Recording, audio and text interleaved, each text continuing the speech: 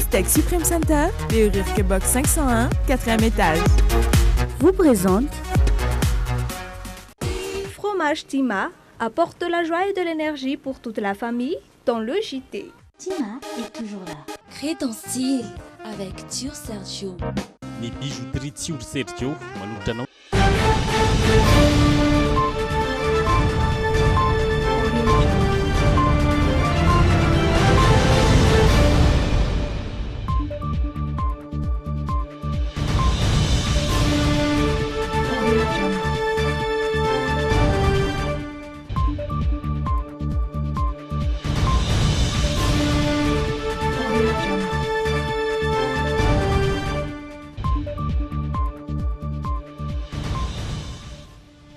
Miarabantsika rehetra tonga soa ato anatin'ny logité amin'izao talata fa 4 ny volana febroary izao.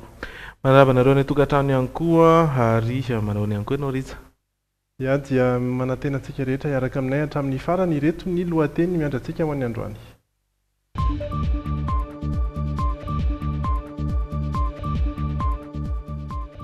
Vaovao mahakasika ny toetrandro dia mampiaya ny mponina ny fiotsahan'ny tany vokatry ny rotsakorana izay ny CSB teto amintsika fotoana lasay. Eo misehatra ny toekarena ina ny mety tsisy ny fiakaran'ny vokatry paoma miakatra eto Antananarivo noho ny ratsin'ny lalana. Manaika hatramin'ny farany ny volavolan-dalàna fizarazarana Antananarivo ny piasan'ny commune Antananarivo renivohitra manamafy ny fitakiana izy ireo.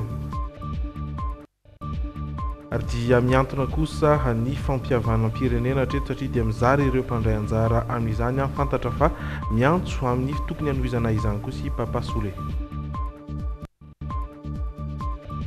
Ao anatin'ny insolite anatin'ny hashtag ary amin'ny tapany faharoa kosa isika dia resaka ny zava-mitranga ny Boston amin'izao fotoana izao lasa lamaody ny Makassary mitsambikiny eo amin'ny varavarakely tahaka izay hitantsika amin'ny sary izao.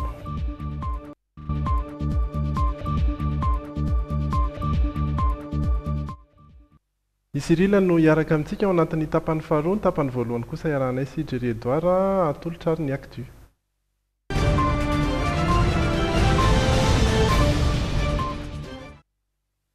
Vaovao mahakasika ny toetry ny andro sy ny rotsakorana izay tsy mitsarotra mihitsy. Maro ny takahitra navelan'ny rivo-doza teto Antananarivo toy ny tany amin'ireo faritra hafa. Isan'ireo mampatahotra ny maro ny fiotsahan'ny tany izay mety hiteraka loza ankoatra ny fampotehan'ny trano izany hatramin'ny 14 ny volana febroary no mankaty dia mahatratra 7.20 ireo trano simba vokatry ny rivo-doza raha ny antotanisana voakan'ny BNGRC. Nitsidika trano iray teto an-drenivohitra ahitana izay fiotsahan'ny tany izay rindra tahiry misy ranonjafintsatovo. Samy mizaka ny vokatra ny fandalivan'ny rivo-doza na ny faritriva na ireo tany ambony fiorina. Isan'ireo lasibatra tamin'ny fiotsahan'ny tany ity trano eto Ambojahitovo ambony ity. Ao anaty fanamafisana tanteraka izy roa lahy miandraikitra ny fikarakarana azy. Manao an'ity dalazy ity aloha zay zao. Satria tsy hivoaka makary amin'ireo fa manjary indraindray miteraka fiotsahana indray ilay izy dia avily makaty aloha zany le raha. Zay le izy. Nahazoana alalana tsara ny fananganana trano tany Amboalohana, trano izay efa niorina antaonany maro. Tamin'ity taona ity kosa vao tena nahery-vaika ny fiotsahana hoy ireto mpiandry tanàna ireto. Ka le trano aloha mbola tsisy fosira amin'izao dia tsy mbola mieritreritra ry zareo. Fa mandray fepetra izy ka efa amboatra an'ilay izy mihitsy izao. Le batery zany. Ho amboarina tanteraka mihitsy zany fa miandry ilay andro maina fotsiny. Tsy mieritreritra ny androdana azy ny tompony izay tsy eto an-toerana raha ny fanazavany ireto mpiambiny reto hatrany ny trano aza tena ao anaty fanavaozana. Efa hitan'izy ireo raha teo ny faritra tokony amailo, faritra izay tsy hain'izy ireo hitatra intsony raha ny fiotsahany.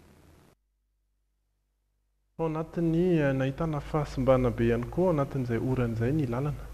Tsy afaka mifamezivezena ny lalana teny Itosy mivoaka makany ampita-tafika sy Anosizato iny ny faran'ny herinandro teo noho ny aratsiny ka nahatonga ireo fiara be nitondra entana mavesatra ny kiatso teny an-toerana.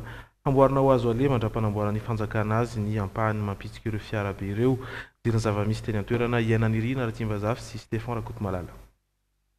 Zanay izay tao Antananarivo ankehitriny dia simba ny lalana ary ny ankamaroany dia dibo-drano tahaka ity etỳ amin'ny Fokontany Avarabohitra ety Tosy ity. Raha ny fanazavan'ity mponina iray ety an-toerana ity dia fintelo izao nisy fiarabe nihitsoka ka nanapaka ity lalana ity, tsy nahazo nivezivezena ny farany herinandro teo. Lalana fialana amin'ny fitohanan'ny fiara any Tosy anefa ity lalana ity ho an'ireo mianatra na miasa any Antananarivo. Antan'izay dia lalana falehan'ny mpianatra ety amin'ny manodidina hamonjy sekoly eny Tosy izao lalana izao ary misy fiantraikany eo amin'ny fiainana andavanandro an'ireo mpianatra ireo ny faratsy ny lalana sy ny fahatapahany. Ny fahaseranana zany dia voatery lasa manodidina ny mpitafika ny fiara raha ohatra ka hoe tapaka ity lalana ity.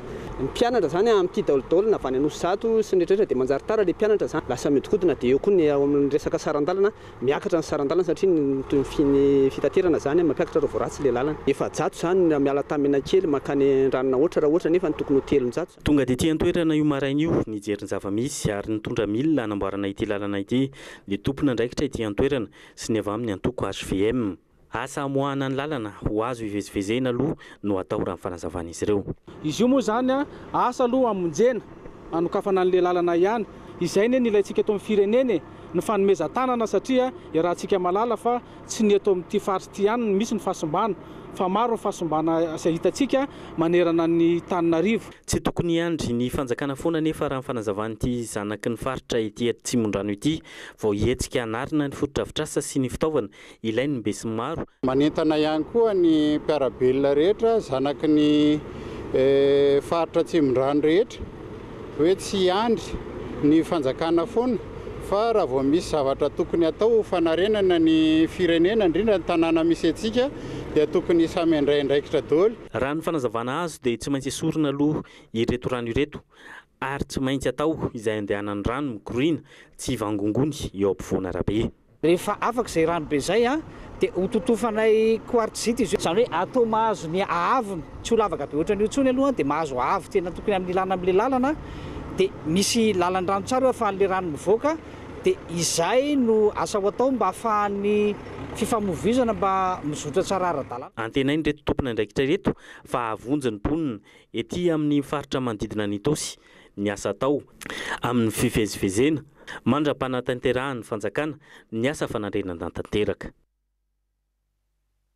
Ary dia lalana maro eto an-drenivohitra no simba tanteraka amin'izao fotoana noho ny izay rotsakorana be loatra izay.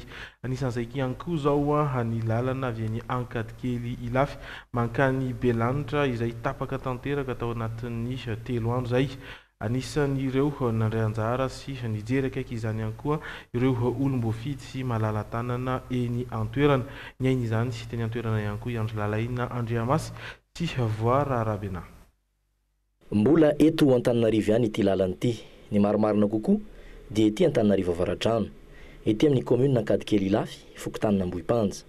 Mamotaka sy mandrevo ary mampikatso fiara foana ity lalana mampitohy Ankadikely Ilafy amin'ny Fokontany Belanitra ity satria taraiky eto Ambohipanja avokoa ireo fiara. Ny rano am-patsakananay zany no avo noho ny arabe. Zany hoe zany miteraka lorano zany ty tanàna ity ka tokony hisy fanamboarana mihitsy zany le izy. Amplisin'izay zany le fefilo ny ranony mambo dia matetika vaky foana dia nrasonrasony fanjakana foana manamboatra azy. Le tomobile le rino mijanona dia ny olona mandeha tongotra makany any koa nefa fapotika ny lalana any dia ny andray mandeha tongotra makaty dia aty indray vao mamonjy miaraka amin'ny entana sy mivokatra nefa ity tany mamokatra be ity tany eto ity. Le izy zany ny any ambony manome an'le vola fa le ho tena manapaka an'le izy dia izay tsy avitan'le zavatra eto aminay fa ty tena sy ty vola be le olona eto aminay. Efatra amin'ny sabotsy alina izao no taraiky teto ity camion lehibe ity ary dia tapaka tanteraka ny lalana. Voatery miampita fiara indroa mponina ary dia saran-dalana roa no alohany mandrapatonga ny Ankadikely. Mampitaraina mponina izany mazava ho azy. Mba atao pavé na goudron zany. Amin'izay tsy mba mandeha lalatany tsoa fa rehefa vao lalatany manko dia tsy maintsy mandavaka ohatran'izao foana. Dia mba irinay zany mba hoe ho vita goudron na pavé izay fanirina eto. Fa tsy ho janona lalatany kosa aloha zara ohatra ka hoe vonona le olona le naminao hatrany voalohany dia tsy hanao fity tapany izy fa tena enjana dia tena mba ataony hoe goudron ohatra natao hoe pavé farafaratsiny. Ity lalana ity zany raha ny tena marina amin'ity aloha tsy mahazaka goudron ity fa tsy maintsy pavé satria le miteraka lorano araky ny teniko tamin'ny voalohany teo dia tsy maintsy pavé foana zany natao amin'io fa raha goudron mety za sira fa tsy mety tsy hovanina tsy aritra zany nefa le izy di miasa ny taranaka faramandimbany ary sofana andraina ndraikitry ny solombavam-baoaka voavidy tety amin'ny faritra Antananarivo Avaradrano ka tonga nanome tanana ao amin'ny fanalana ilay fiara lehibe sy nanamboatra ny lalana. Tonga tany an-tranoko moa zany zareo nilazany zavatra misy ny fahavazana misy eto amin'ny fokontany Ambopanja dia avy hatrany izay dia nidina nijery ny zavatra misy taty dia izao hitanareo izao fa eo ampanamboarana le lalana zany izay amin'izao tsika miteny izao ity lalana ity ihany aloha satria araka ny teniko teo hoe io moa misy fotoana ny zavadrehetra fa le zatra le sarotra indrindra zany aloha io ataona io dia ho hita eo miaraka amin'reto vahoaka aty amin'ny fokontany Ambopanja ao koa ny ao Ambelanitra satria samy saro-dalana daholo ireo ary tsy vitany hoe resaka lalana moa fa ataontsika hoe na ny loza voajanahary teo ny cyclone dia miteraka fahavoazana lava amin'le vahoaka misy aty zany le izy dia izay no nahatonga anay tonga dia nandray tanana zany an'ity fanamboarana lalana ity. Ireo mponina ihany no miasa manamboatra izany ao anatin'ny asa tana maro ka olona manodidina ny 70 eo no karamaina mba andrary vato ity ampahandalana ity sy anisy lakan-drano ahafahany rano mivoaka makany ambany. Na izany aza dia nampanantena ny solombavam-bahoaka fa efa eo andalam-pamola volana ny tetikasa ho an'ny fanamboarana ity lalana ity ho rary vato na tara. Mbola mifandray amin'izay resaka lalana izay hatrany dia mety hena tsy toy ny teo aloha ny fiakaran'ny vokatry ny paoma eto Antananarivo ahina ihany koa noho izany ny mety hisiny ny fiakaran'ny vidin'izany paoma izany noho ny aratsy ny lalana makany Soanindrariny sy Ambano any amin'iny faritry Vakinankaratra izay toerana tena mpamokatra ny paoma tokoa. Nidina ny aona tamin'ireo voakasika tamin'izany Imam Rabary sy Miora Miarinjatovo. Isedra olana goavana ireo tantsaha amin'ny komuna Soanindrariny sy Ambano amin'izao fotoana izao. Antony, ratsy ny lalana aty an-toerana ary malaina ny olona ny hidina aty raha ny fitantaran'ireo mponina. Tsara ho marihana fa ireto komuna roa ireto dia samy tafiditra ao amin'ny faritry Vakinankaratra izay sokajiana ho isan'ny mamokatra paoma ibetsaka indrindra eto Vakinankaratra. Ny lalana Soanindrariny ara dia nomena anarana mihitsy hoe lalan'ny paoma. Nefa moa ny olona aza tsy afa mandeha sy mifamezivezy intsony amin'izao fotoana izao. Ratsy dia ratsy tokoa ny lalana aty amin'ity faritra ity, hany ka tsy afa mandeha fa vokatra firy ireo tantsaha. Tsy vitan'izay ihany fa matsiaro maty antoka izy ireo amin'ny aratsy ny lalana. Vokany tsy misy lalana amoahana ny vokatra satria miantsona amin'ireo lalan-dratsy avokoa ny fiara lehibe. Manay mafy ireo tantsaha amin'ny mety ho fahasimban'ny vokatra izay mijanona ela loatra ao anatin'ireo fiara vaventy ireo. Zao aloha dia tsy afaka tonga dia hoe mamila filamile vidiny amin'ny tenin'ny ray aman-dreny teo fa dia izay tenen'ny mpividy satria matahotra ao simba fa efa ela mipetrahana ao anaty kamo dia vao mipetraka kely eo dia roa dia amidy amin'izay vidiny ihany. Nefa ny kitasy eo ambany tsy mainka alo foana vala lesakamo eo. Misy ihany ny fiara fitanterana mampitohy Antananarivo Soanindrariny sy Antananarivo Ambano saingy intelo isan-kerinandro vao misy mandalo izany aty an-toerana. Tena olana zany zao dia niresaka lalana. Faratsy ny le lalana atao hoe hatramin'ny nanaovana an'le lalana vao mety tena ratsy azy izy no le tany. Zay no tena olana. Ohatranahy zao dia isan-kerinandro ary mahavita le retour. Ny anaovako Antananarivo Antsirabe zany amin'ny adiny 8 satria le lalana atroan'ny Ramanelatra ratsy. Dia zay no mahatonga an'izay. Ankoatr'izay, ny fiara vaventy no tena tonga aty amin'ireto toerana ireto. Na eo aza nefa izany mitaraina izy ireo amin'ny aratsy ny lalana satria tao anatin'izao fahavaratra izao dia miaratsy hatrany ny lalana. Nay zany ny mitatitra entana mivoaka avy eo Samivotry makany Antsirabe. Nefa ny tena lalan-dratsy dia hatreo Soanindrariny Samivotry zany 13 km io tena lalan-dratsy io. Dia izay no andefasan'ny fitarainana mba manahoana fandehan'ity lalana ity hoe ny fiarakarana azy. Rehefa tsy afaka ny fiara dia fandrimbona toy izao ireto mponina manampy ny mpamily. Toa lasa fidiram-bola ho an'ireo mponina mandizina mihitsy aza no manampy ireo mpamily satria manome vola izy ireo rehefa afaka amin'ny lalan-dratsy. Olana lehibe amin'ireto faritra ireto ny lalana aty an-toerana. Noho izany, manao antsoava amin'ny tompona andraikim-panjakana ny vahoaka ny Soanindrariny sy Ambano izay mampiasa ireto lalana ireto isan'andro mba hisiny ny fanamboarana aty an-toerana indrindra amin'izao fotoana ny fahavaratra izao. Mba manetana ny filoham-pirenena zany raha zao mampianina hoe mila mba fitsidihana zany ny lalana makaty amin'ny komuna Soanindrarina fa nanondranana ny vokatra ara dia mijaly izay vahoaka majinika. Tokony hidina fotony aty amin'ny majinika aty ambany izy zany mba hijery an'ity lalana ity tokony mba vita tsara na goudron le lalana zany mba manentana zany zay mpamily mba hoe tokony amboarale herirajonary mampianina le lalana ohatrany tena taraiky ratsy be le lalana 10 kilometatra makany Sondrarina no efa nahitana fanamboarana tamin'ny taona lasa teo saingy nisy fiantony izany fiantona izay tsy fantatr'ireo mponina mazava tsy antoerana ny antony etsy andanin'izay anefa ny lalana ambando tsy mbola nisy fijerena mihitsy hatramin'izay miandratra fiovana mahakasika ny lalana noho izany ny mponina amin'ireto komunina roa ireto. Iverina eto Antananarivo isika anaramaso akaiky an'ireo mpamily sy ny fitaovam-pitaterana eto an-drenivohitra ny polisy munisipaly.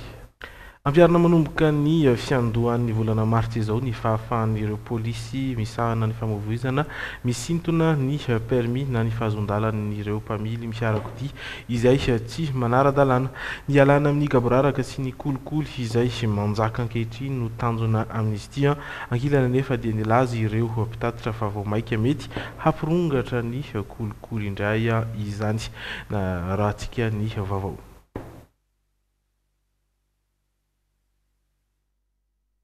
Eo anivon'ny préfecture-ny polisy amin'izao fotoana izao ny CPCR, commission de retrait de permis de conduire, na ny commission nafana misintona ireo fahazon-dalana mamily fiarakodia. Natsangana manokana mba entina ampiarana ny lalàna. Voalaza mantsy fa manjaka ny gaboraraka sy ny tsy fanaran-dalàna ataon'ireo mpitatitra noho ny antony tsy azo anoharana dia ny faratsian'ny lalàna ary eo ihany koa ny tsy fisiny ity commission ity. Io zany commission faritan'ny lalàna fa tsy nisy hatramin'izay. Dia tamin'ity 2015 ity zany napetraka ilay izy mba ahafahana mampiatra ny lalàna. Fa ny anjaran'ny préfecture zany dia manao ny prévention zany hoe misoroka ny tsy fanaran-dalàna. Samby voakasika ity lalàna ity avokoa moa na ireo mpamily fiarakaretsaka na ireo taxi be na ireo olon-tsotra meny mandika ny lalàna eo amin'izay setry ny famovozana izay raha ny fanazavany Italia Général ny Antokondrara misana ny famovozana antanety na ny ATT androany.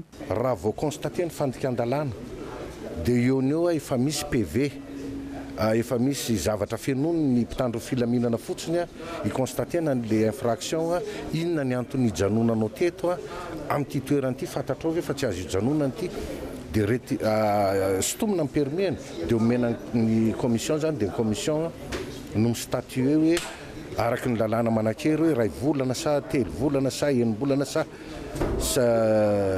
herintaona no isotomana nyty permis le olona mandika lalàna zany.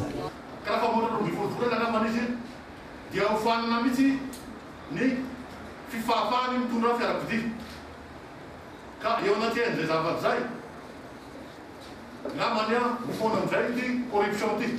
Tanjona araka izany ny anafoanana tanteraka ny kolikoly eo amin'izay sehatra ny fitanteran'izay. Ankilany anefa dia samy nanizingizina avokoa androany ireo mpamily rehetra sendranay fa tsy ahafoana velively ny kolikoly izany fa vao maika ampirongatra ny fanararotapahefana ataon'ireo polisy sasany. Voma ara-mampitombo zany ko arakaraky ny sin'le lalàna ny vomay mampisy ny kolikoly. Satria na zavatra kely tsisy dika ianara dia efa ilan'ny vaniny aminao zany dia efa ianao matahotra amin'le retiré le permis ianao mamely mady amanjanaka. Dia izay ilay mahatonga le fitenenanay chauffeur taxi sy chauffeur ny tena manao hoe majinika tsy velona raha tsisy ny risoriso satria tovy amin'ny toeranao fotsiny eranao raha manambady amanjanaka ka raha tireny permis anao raha dinana melo manao vady amanjanaka. Mahay mitombo zany voaka manarao-pahefana very zany. Ho an'ireto mpamily sendrana ireto dia nambaran'izy ireo fa tokony atsangana ihany koa ny komisionna mpanaramaso ireo polisy mba hialana amin'ny fanararaotana mety ataon'ireo polisy sasany. Mitondra kosa ny fitakiana ataon'ireo mpiasan'ny commune urbaine Antananarivo. Nanatanteraka fivorimbe indray ireo mpiasan'ny commune androany sy tsy manakena ny mety sy ny volavolan-dalàna hafa manova ny sata manokana tanàna Antananarivo no anisan'ny antony ity famorina ny mpiasan'ny commune ity. Ankoatr'ireo nefa dia nametraka ny tsy tokony hanovana ny datim-pifidianana sy ny lamina rehetra efa napetraka tany am-boalohany ireo mpiasan'ny commune. Nanatrika izany fivorimbe izany Irindra Tahiry sy misy Razafinjatovo. Ity no fivoria-be fahatelo ny tanterahan'ireo mpiasa eo anivon'ny commune mikasika ny resaka mandinana ny satana Antananarivo renivohitra. Taoriany ny valiany fitakiana izy ireo ny farany herinandro teo dia miditra amin'ny dingana hafa indray ny fitakiana ny tazonana ny datim-pifidianana ho an'ny volana Jiolay. ny fifidianana dia voatazona ary ny fifanokafana ny filatsahana hofidiana dia voatazona amin'ny mois de mars ihany koa dia aleo iroso amin'ny fifidianana satria fampandrosoana no atao dia eo tsika mahita azy rehefa vita ny fifidianana ho fampandrosoana ndretraka dia mangataka amin'zareo zay miralany eo dia raha miasa tsy emotra ny commune amin'ny fitakiana ataony tseken'izy ireo hatramin'ny farany ihany koa ny volavolan-dalàna hafa mifandraika amin'ny Antananarivo izay kasain'ny gouvernementa Aroso izay raha teo no tena antony izao fivoriam-befatelo izao. Aokary tsy misy tsony volavolan-dalàna fanohatra amin'iny tsy ekenay tsony ny volavolan-dalàna mifanohatra amin'ny fizarazarana Antananarivo ary izay dia manao antsoavo amin'ny tompon'andraikitra voalohany eto amin'ny firenena angatahana mety isionana raha isitraka zareo anatsarana izay etsona ny conseil municipal etsona ny resaka mpiasan'ny commune etsona na solotena Antananarivo etsona ny tompon'andraikitra rehetra zany mikasika ny fandrahonana hofaty nambaran'ny mpiasan'ny commune sasany fa atao amin'ny mpitarotolo eo anivon'ny commune dia milaza mazava ny solotenan'ny mpiasa fa tsy ampiova ny foto-kevitra izy ireo izany dia ny fijoroana amin'ny fiarovana n'Antananarivo sy ny mponina rehetra ao aminy. Eo amin'ny sehatra ny fahasalamana ndray kosa lalondalovana avokoa ny 5 isanjato ny mponina eto Antananarivo raha nitatitra avy amin'ny ministeran'ny fahasalamam-bahoaka ho fitonjovana ireo olona manana olana eo amin'ny fandrenesana dia misy ny fizaham-pahasalamana sy fakana lasitra sofina tanterahana ho an'ny rehetra eny Mahamasina. Tsy manana olana tamin'ny fandrenesany miantsa hatrany Amboka saingy noho ny dona nahazo ny lohany lasa tsy narentsony izy ary vokatra izay lasa miakanakana ihany koa miantsa rehefa miteny. Baiko tanana eto no ifampiresahany amintsika na izany aza misy olona afaka andika ny tiany ambara ihany. Tamin'ny voalohany izy mbola kely maheno tsara fa niovana enjera izy zany dia narary dia narenina. Misy zany antony misy mba mandray tsara fa misy zany ohatrany manavakavaka. Ohatra zany manavakavaka le olona dia mipetraka fotsiny izy zany fa tsy miresaka.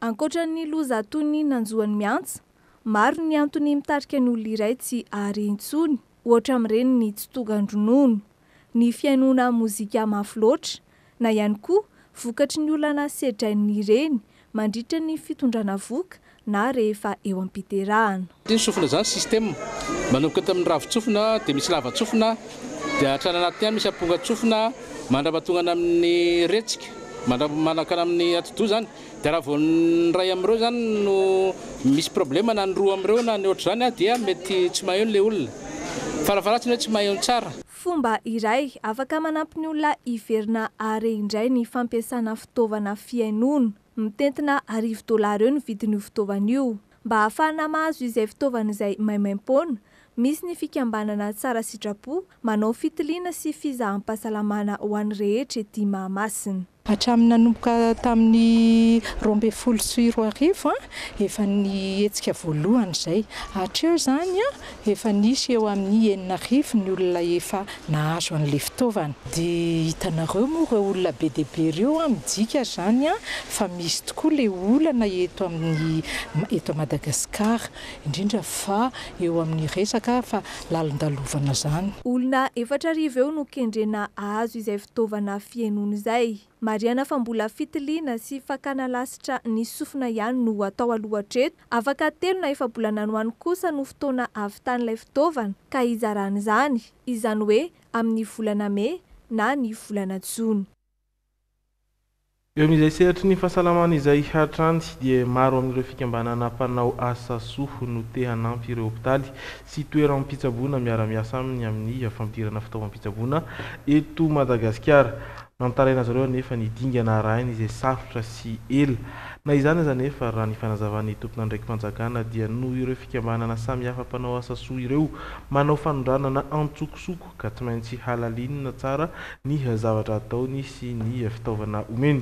Raha anty fikambanana mpanao asa soa iray ity zao dia tsy manana olana amin'ny fampidirana ireto fitaovana ireto izy raha ny fanazavany satria efa ela izy no nanao fanampiana tompom-pahasalamana tahak'izao. ka tsy manana olana firy izy ireo amin'ny fanafaran'ireo entan'ireo avy amin'ireo hôpitaly avy any ivelany ireo. Fanampy mpanazavana vetrana. Fita fanjakana ne zavatra ataonay dia manana procédure azo atao hoe léger zay hoe satria hitan'ny fanjakana fa hoe zay zavatra ataonay dia amin'ny zavatra mirariny dodolo fa tsy hoe tsisa trafika na salamzany. Matériel io 23 lits complet miaraka amin'ny farafara complet zany pour 24 chambres complet. Ny anjazakely dia hôpital Otsarlalana. Dia le farafaran'ny lehibe misy sasany andeha any Alasora, andeha any Fort Dauphin, farafangana dia Morondava. Tompomaso politika kosa mahakasika ny fampiavanam-pirenena. Na eo zany fisitahan'ireo mpitondra sasany sy dia tokony ho tanterahana hatramin'ny farany dingan'ny fampiavanam-pirenena hoy Papa Soule avy amin'ny antoko HVM Diego. Ankilan'izay nefa dia nanao fanambarana ihany koa ireo ankolafikery hafa fa hanatanteraka fampiavanana hafa. Fanampanazavana ao anatin'ny fanadihadiany Sonia Andrenirina sy Aina Nirina na Tsimbazafy. Kitro farany fampandrosoana ny fanatanterahana hatramin'ny farany dingan'ny fampiavanam-pirenena. Nanindra mafy izany Papa Soule avy amin'ny HVM Diego fa na eo aza ny fisitahan'ireo tompon'andraikitra samihafa amin'ny dingan'ny fampiavanana izay tokony ho tanterahana hatramin'ny farany dia tsy tokony hijanona izany fampiavanam-pirenena izany fa tokony hiparitaka ho any amin'ny vahoaka malagasy sy iray manontolo mihitsy. Ilaina mantsy ny fifanakalozana arakevitra na aratraikefa na eo amin'ny lafin'ny kolotsaina mba hisian'ny firaisan-kina eo amin'ny samy malagasy. Izany indrindra na tonga ny HVM Diego hikarakara hetsika ho fanehoana ny fifankatiavana sy firaisan-kina ny farany volana febroary izao. Tsy afaka miala amin'izay fampiavana zay antsika. Na dia misy aza misy misitrika kely zay ohatra ny tegna rano saranosy io alolo any tsy maintsy mifampitrotro foana zany atsika fa zay mankahery ary mankahery anareo zay mba tohizina ihany ny fampiavanana satria afaka kanalesina zay koa mahatonga zay eto dia mitariky ny namagna rehetra mitariky ny voaka rehetra mba hiditry amin'izay fampiavanana zay. Ny fampiavanana tarihin'ny FFKM no tseken'ny mapara ka nampisitaka ny filohan'izy ireo Andry Rajoelina hiala amin'ny fanatanterahana ny fampiavanam-pirenena raha mifanazavana ny solombavambahoaka avy amin'ny boribory-tany fahadimy satria na ny fototra iorenan'ny fanjakana aza tsy voahaja tsy mahafapo azy ireo ny fampiavanana ataon'ny FFKM satria tsy ahitam-baolana amin'ny fampiavanam-pirenena io ny tsy fanajana ny lalam-panorenana ataony mpitondra ankehitriny. Teo anatrehany tsy fanajana lalam-panorenana izay dia nametraka izay hoe matsisy ny krizy intsony matsy atezitra mivoaka intsony satria ny vahoaka ny fidy lalam-panorenana dia le mpitarika ny filoham-pirenena ny mpitondra aloha mila mihavana ny lalam-panorenana. Ka eto zany zay milaza manao hoe izay dia manombo fampiavanana ihany. Fa le fampiavanana entin'ny FFKM no hitanay fa tsy mitondra makany amin'ny fihavanana fa mitondra makany amin'ny ady. Andrasana izany izay ho tony ny fampiavanana nataon'ny FFKM na izay lazain'ny mapara fa ho tanterahany. Raha ny fanazavan'ny FFKM aloha dia mitohy foana ny dingana taony amin'ny fampiavanam-pirenena na eo azy ireo ny sitaka ireo. Eo amin'ny vaovao avy any ivelany ao Ukraine. Mampiayany ponina sy ireo miaramila Ukrainianina ny tsy fanajana sy ny tsy fanajana ny fampitsarana ny fifandonana na ny cessez-le-feu izany ahina araka izany ny hitombony ny herisetra any antoerana. Avy ao Ukraine sika dia ho atsy Iraka indray. Any Iraka dia mandroso ny ady ataon'ireo miaramila irakianina amin'ireo mpanao jihad. Tanàna iray no avitry ireo miaramila ireo tanàna izay tao ambanin'izy io gan'ireo islamista. Araka ny tatitra avy amin'ireo tompona andraikitra avy ao Bagdad sy ireo mpitarika vondrokery any Irak dia anisan'ireo efa azony tafika irakianina ny tanànany Al-Baghdadi ao Anbar izay anisan'ireo tanàna mpanao jihad. Toy ny mpanavitra mihitsy no nitsanan'ireo miaramila irakianina fa ireo mponina ny aina tanaty tebiteby nandritry ny fotoana maro.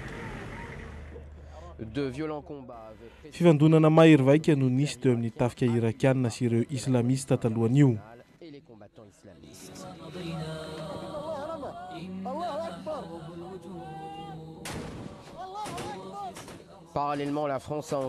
Isan-kilany dia nanamafy ny fampitaovana hiadina amin'ireo jihadisty la Frantsa ka nanome malalaka ny porte-avions Charles de Gaulle ho ampiasain'ny vondrony iraisam-pirenena mandritry ny volana maro.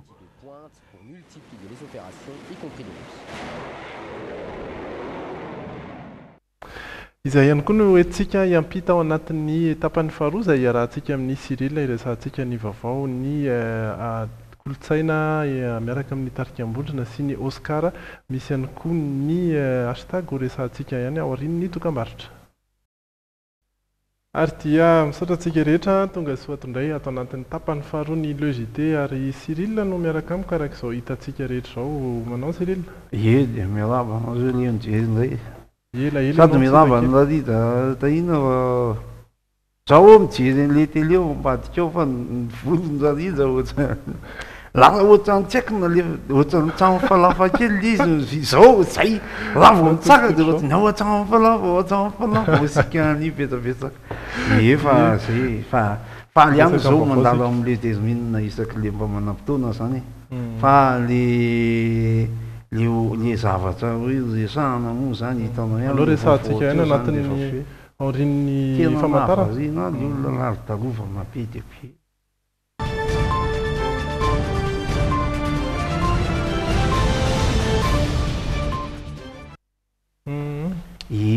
Navy tena nanaitra anao na variana. Ahona rangary le izy manaitra doly aloha le vaovao.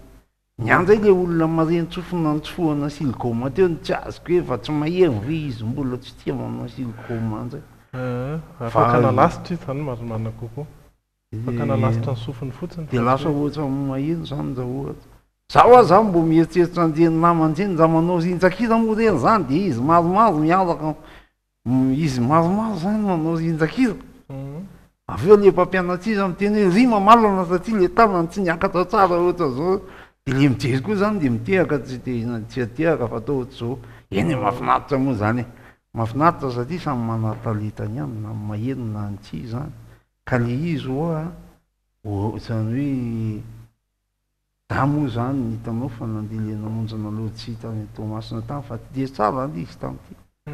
Na le pomeria sonjary ary ohatran'ny mampalely ihany ary dia lalana azy hitanao fa efa lasa ratsy be. Ohatran'izany tsy andianana eny ambanivohitra ny lalana eny aminay amin'izao any niara-be ao an-tanàna zao ketsahin'ny olona. Aiza moa zao ny ambanivohitra reo zay? Le ohatran'ny somary mena atsimo mialo arivo mamo akaiky ny garandro planiny io. Mandeha makany ilay izy zany dia tsy tonga amin'ny mahitsy zay. Le olona any zao tsy fantatra tsony zao na maty na velona ny fandehanany fa fanantenana no petsaka. Fa le ratsy ny lalany. Tena efa nanomboka 31 janvier zao zareo niezaka hoe mbo hakaty ohatran'ny tsy tonga. Fa le ohatran'ny amo zany hitanao ihany fa nisy olona be volombava be hono nakeny amin'ny hôpitaly keo ndana nifinao amboary. Na apetaka le solonify rangaty tsaina lava loatra le zavatra napetaka teo zany dia izy aleo hitsoka ihany. Satria ohatran'ny jerena manatsika izy ohatran'ny Cristiano Ronaldinho jerena mirirana ohatran'ny TGV ka tsy hay intsony hoe ahoana ny fandehan'le zavatra fa vazivazy zay an-dalana teo aloha zany dia nitsofahana izy.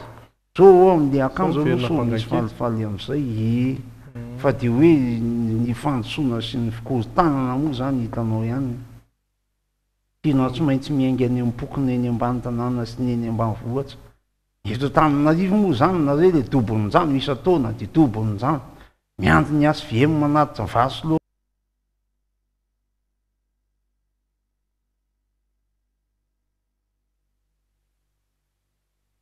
Tapaka kely vetivety fotsiny tsika i Cyril ohatran'namaksitsika zany fa mila manadio fisainana ho atsika satria raha le zava-misy amintsika malagasy amin'izao jereo any hatramin'izay. Za aloha zany atratao izy fiteny aloha nanao fofanana ihany niresaka varotra sy ny sisa satria niverina teto Antananarivo jereko rangaty le izy Antananarivo anaty rano Antananarivo ambanivohitra lasa commune ambanivohitra mihitsy zany le lalana eny amin'ny tanàna ny azo ambolena ohatran'ny eny arivo mamo ihany. Misy any moa le fanamboarana zany fa le toe-tsain'ny olona zany mifotaka sy fegoka ohatran'le lalana sy le rano ihany.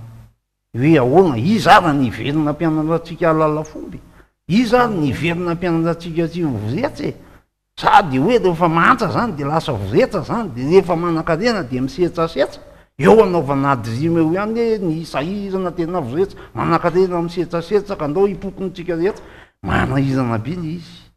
satria raha ohatra zao le misy le fifinjana mondy eny za aloha de mampirisika mahitsy misy le namana eo le ohatrohatranahy iny izy tsy haiko izy izy iny mitondra olona makeny sony adanany iny izy tsara eny hevitry renjala sanareo zany de faly be mihitsy zao lasa ohatran'io lasa ohatrany tanjon'le olona le hoe fitsaboina zany hoe manao tsaboina de mahazo vasoloka de mahazo taty manara-penitra de eo mipetraka eo zany fiainatsika zany zao mbe folovolana efabolana dobo amin'izany de mety ve zany de ireo tsara azy bainy za mijory ela ao anatin'le rano eo lasa manidy volo ny sofiny zany ventadiavitsika fa ny atoko politika moa zany io manao an'le akanan'le vaty any manatitra vary manatitra menaka manatitra maninona raha manatitra firedy andehanan'le olona mba makany an'le zao lazeko laisa nanareo le fanjakana le olona mifindramonina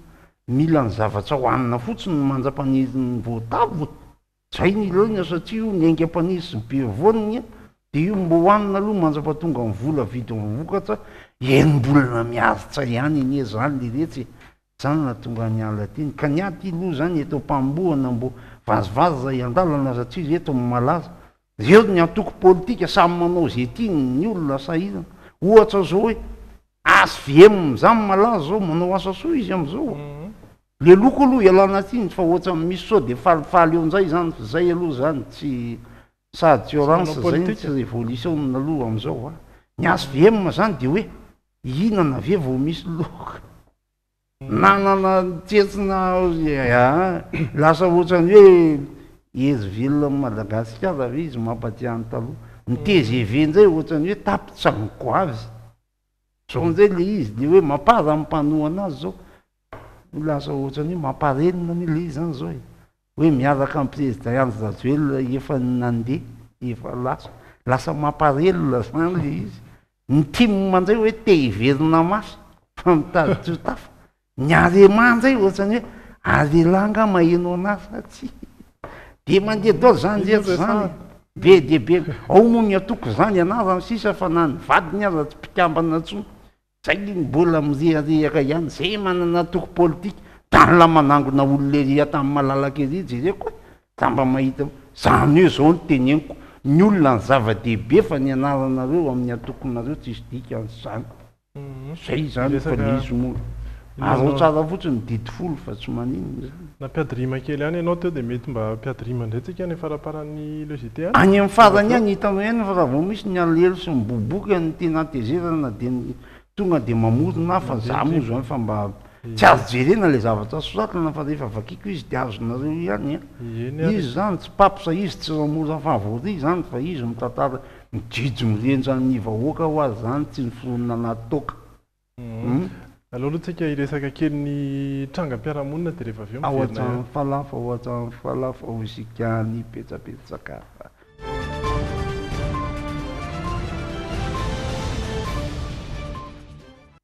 sampio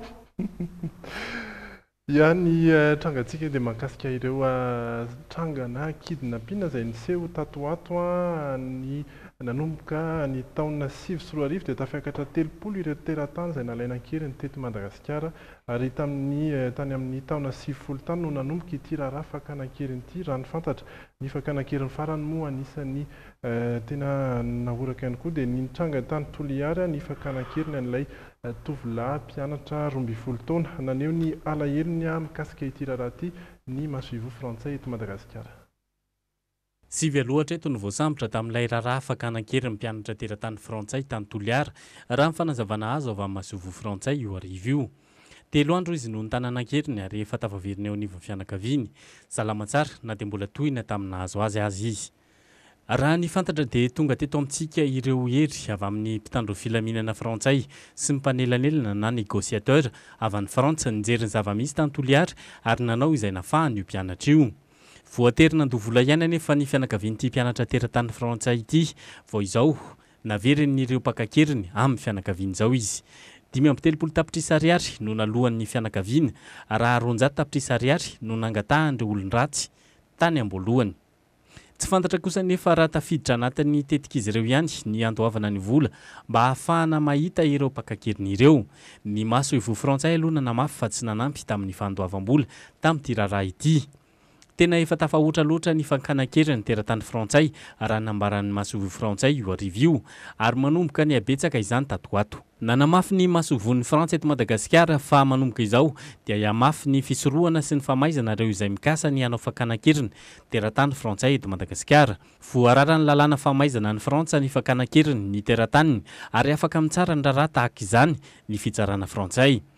Raha tsy mahafapo ny tompon'andraikitra frantsay noho izany ny fampiarany any lalàna avy amin'ny fitsarana malagasy dia hitondra ny raharaha eo anivon'ny fitsarana frantsay izy ireo. La justice française sera désormais systématiquement saisie dans l'hypothèse où de nouveaux enlèvements devraient survenir, en application des articles 113 et suivants du Code pénal français, relatifs notamment à la répression des crimes et délits commis à l'étranger sur des personnes de nationalité française. Ankoatra izay dia hiditra an-tsehatra ny mpitandro filaminana frantsay raha toka mbola misy ny fankanakeriny teratany frantsay eto amintsika. Les forces ont d'ores et déjà été associées, vous le savez, dans le cadre de l'affaire de Tuléar et en concertation avec les autorités malgaches, nous proposerons en tant que de besoin pour l'avenir d'autres mises à disposition. Tsy hanavahana fiaviana izany fa nakarana na mainty hoditra na fotsy hoditra rehefa mizaka ny zopirenena frantsay dia tsy maintsy arovana raha mifanazavany ny masovo frantsay io arivo io. Anahirana be. Zany hoe dia izy samy izy ihany dia mifanavitra eo zany raha ohatra ka. Io hoe zalanjay maheno an'iny zao dia anao kidy mampinina anao bakaka nefa laniko. Ely izy keo aloha zany misy karazan'olona ihany koa manambola kokoko ataonako. Benja lavalava orona ily izy vazaha. Ohatrohatran'izany fa eny fa ratsy ihany aloha zany maka volana. Zao ny ankizy kely na any an-trano aza samboron'leray le zanakalika dia hoe tsy meko ny alikany lafa alefasony latsak'ilalaonankizy ny ambotsotona nefa. Nareo any kosa angamba Cyril mbola tsisy manao an'izay a. Tsisy an'izany finina vomanga rogondy ve ny andeha hoe inona hoe alaiko ny ankizy nde gasy inona no ataony sady tsika tsy manana nationalité ny tsika samy tsika koa ve marina mafy. Loha iresaka mozika amin'izay ary loha sika iresaka ny oronan-tsary ihany koa anatin'ny diary.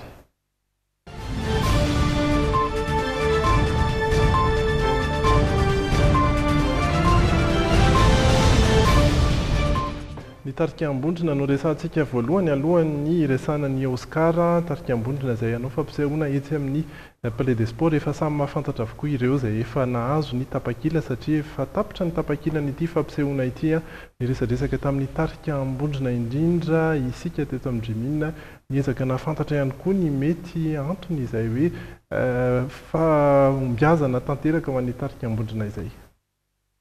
Herinandro mialohan'ny seho lehibe voalohany ataony tarika ambondrina amin'ity taona ity dia efa lansahady ny tapakila rehetra amin'ireo toerana natao hanjifana izany.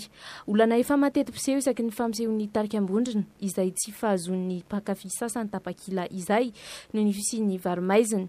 Fa olana efa naroson'ny tarika ho famaizana ireo mpanao varomaizana ireo ny fanentanana mpankafy tsy vidy tapakila mihoatra ny tena vidiny. Ny tapakila amidy amin'ny maizina ireny zany varomaizina narandreny.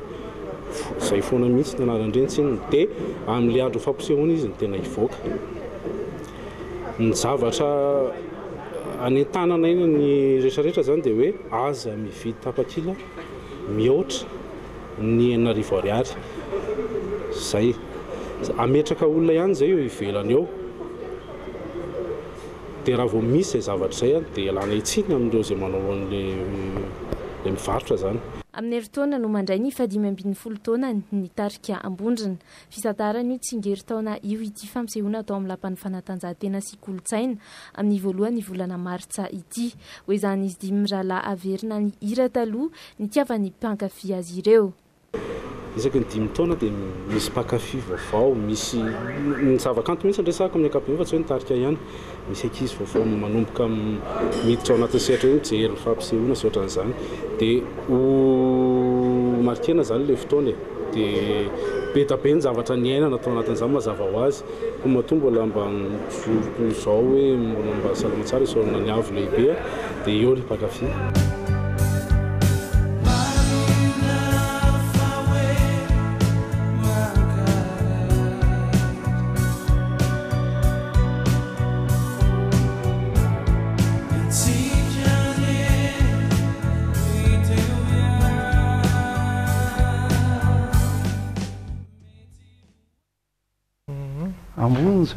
ambonjy zava ohatra mieritreritra raha iza hoe le ho an'le mpankafy zany le mahafinaritra le ambonjina moa zany zao mbaka n'le kara de efa lany toa maninona moa zy ambonjina raha mbo mananjana manao fampisehoana de atao eny etapikety eny akaiky manerinерina le izy hitanao de atao amin'ny 5 maraina le izy de atao amin'ny 5 maraina le izy de atao alatsinay tena zay mankafy amin'izay tonga eny mba jereny zay iny de afaka nitarika rosy efa saika nanao fampisehoana tany mahatsinjo amin'le mangatsika be eo de atao maraina be amin'ny fito zay mankafy zay tena mpankafy ve no eny mahafinaritra ihany aloha regny tarika za zany mbo anao eny amin'ny collégium ma zany fa angambany amin'ny 730 any de ambany mety mahaferno any na tonga de midiko aloha karatra 5 taona miloma itsiny manao hira lolo ianao de mety tafeta ihany ka iza manao iza lolo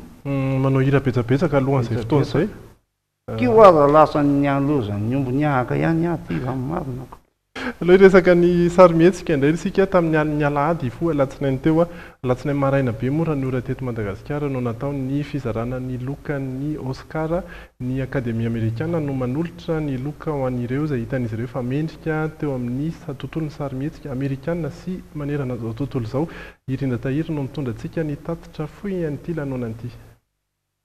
The Oscar goes to who gave this son of a his green card? Birdman. Well, Birdman brought home the night's top honors. Birdman izany no nahazo ny lokany horonan-tsary tsara indrindra ary mbola azy ihany koa ny mpanatotosa mendrika indrindra. Eddie Redmayne kosa no voaositra ho mpilalao lehilahy tamin'ity taona ity tao anatin'ny The Theory of Everything na Une merveilleuse histoire du temps. And Julianne Moore kosa no teo amin'ny vehivavy izay efa tena voatona matetika teo amin'ny Oscar na teo amin'ireo fanolorana loka hafa ihany koa. To living 5 years longer. If that's true, I'd really like to thank the Academy because my husband is younger than me. Ilay mpilalao Neil Patrick Harris no mpanolotra tamin'ity Oscar ity, izy ihany koa izay sady nanolotra hira no nanao seho mampiome vitsivitsy. Would you mind? But you know, I know, but you... Fine! Harris only enduring one slight wardrobe malfunction. Acting is a noble profession. John Legend sy Common no nahazo ny hira horonan-tsary tsara indrindra, mbola nanapirofo ny atsara ny hira ny ranomasin'ireo mpijery rehetra teto nandritra ny fivetesan'izy mirahalahy ny hira Glory ao anatin'ny horonan-tsary Selma. For Selma. Oh, glory!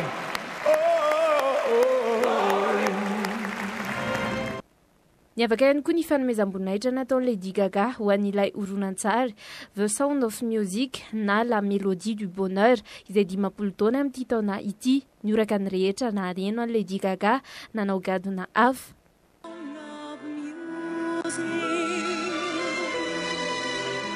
With songs they have sung for 1,000 years. Nanamarika ny aliny Oscar ihany koa ny kabary fisaorana izay nataon'i Patricia Arquette nahazo ny Oscar ny mpilalao faharoa. Milaza izy fa tokony hapetraka amin'izay ny fitoviana amin'ny lahy sy ny vavy. Kabary izay notehafin'i Meryl Streep mafy tokoa. Fantatra mantsy fa mbola tsy mitovy ny karaman'ireo mpilalao lehilahy sy vehivavy any Etazonia any. Kalama fotsiny. Zareo miady kalama be. Zaho zao fa nanomboka volana septambra zao nanangona zao de za tsy mba tena miasa tenako. Mba manana eo amin'ny 27 million aho zao aloha mbava aloha za mba senjan'ny alerte. ny zareo tokoa aloha dia efa antapitrisany dolara ny vola raisina sainga araky ny fanazavany izany dia ny mpilalao vehivavy na mitovy ara ny film lalaovina dia latsaka kely noho ilay lehilahy na samy rôle principal zao izy koa nanaiky an'izany io ohatrany eritreritrakasy eny io volany samy manana fa zero tsy mitovy mbola resaka kely azay Oscar zay ihany tsika ao anatin'ny hashtag ny vaovaon'ny internet.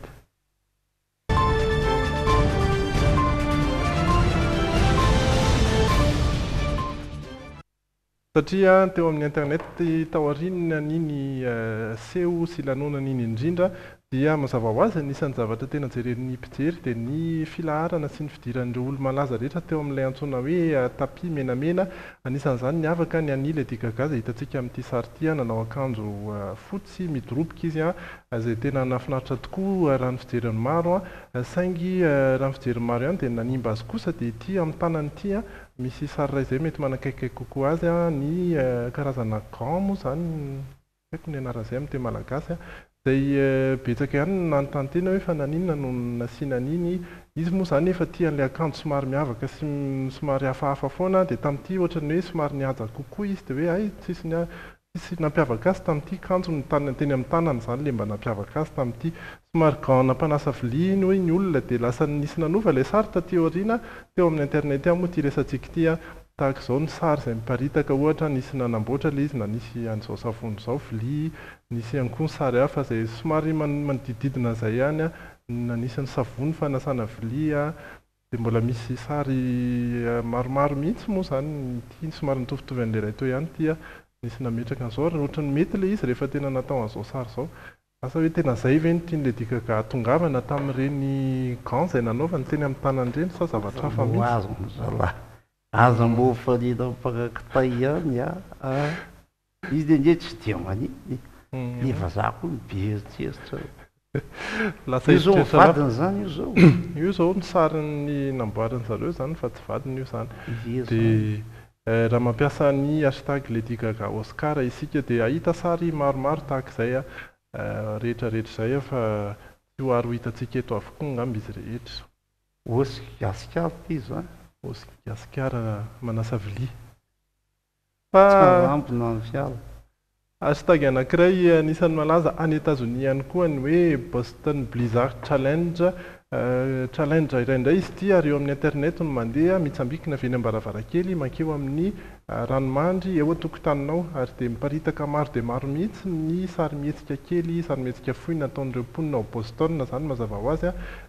niteraka resabe ihany koa izy ity satria dia nanentana ny ben'ny tanan'ny Boston mba tsy hanaovan'ny mponina azy ity intsony noho ny hoe mety hisy ihany ny aratra ao anatin'izao seho vitsivitsy izao arahana fanadihadiana. Tato ato dia nilatsaka tsy nijanona ny ranomandry tany amin'ity tanàna ity ary ny vangongo manodidina ny trano sy ny arabe izany. Noho io fivangongon'ny ranomandry io no nahatonga ity fialamboly hafakely ity forona. Hifananana mihitsy ny mitsambikina avy eny amin'ny toerana ambony na varavarankely na lavarangana ary alaina amin'ny kamerana finday dia avy eo alefa amin'ny tambajotram-pifandraisana. No ireo orona tsara ireo miparitaka dia betsaka manao ity fialamboly vaovao any Boston ity amin'izao fotoana.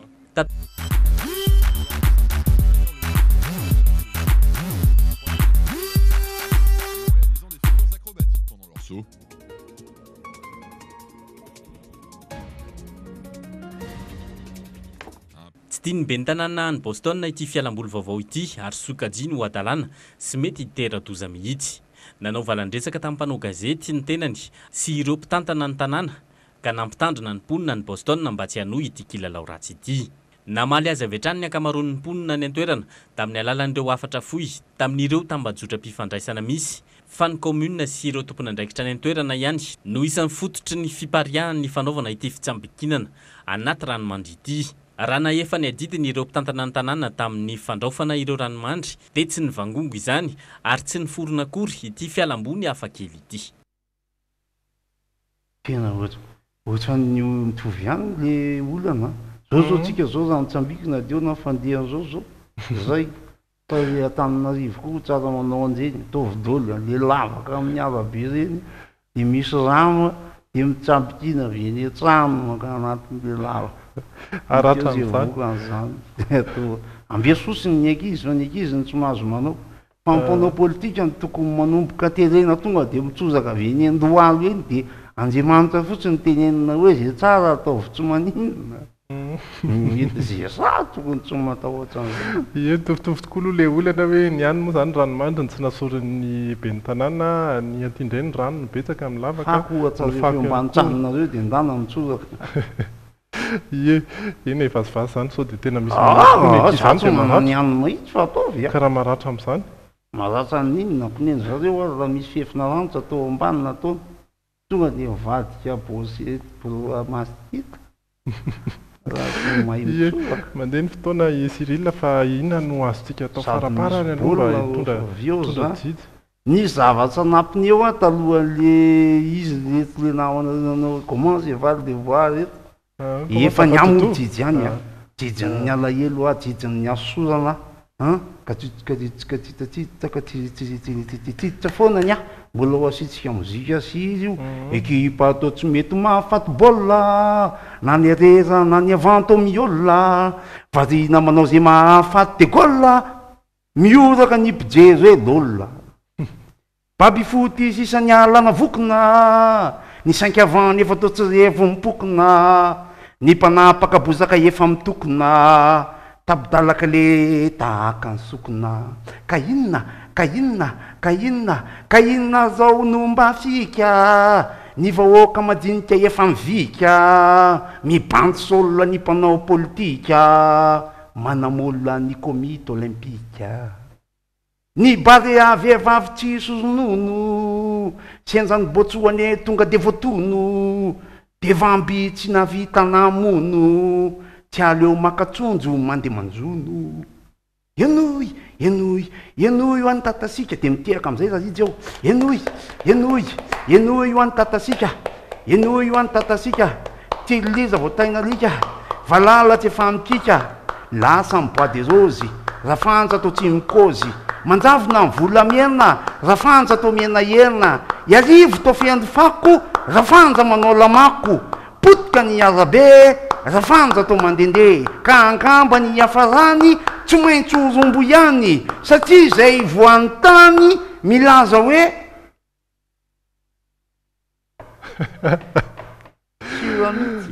veloma daholo isika rehetra rampitso rampitso indray ary amin'ny fitoana sasany azadino afaka fotoana foy a ny farany saison fa efatra ho an'ny Teen Wolf satria ny saison moa izy iny a betsaka indray isika ny mety anay le tapitra sady e fa rehefa tonga indray saison manaraka toizantsika izy a rehefa avy eo faran'izay Teen Wolf zay ny logité de rapitso amin'ny fitoana sasany veloma ny mety ho toetranjy de rano mitoy ny orana veloma daholo izy nefa mamaky tavaka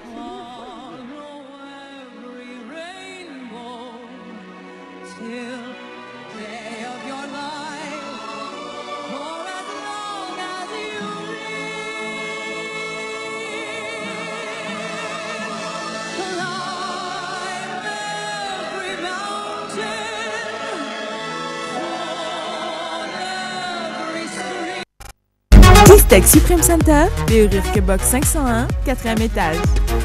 Vous présente Crédit style avec Tur Sergio.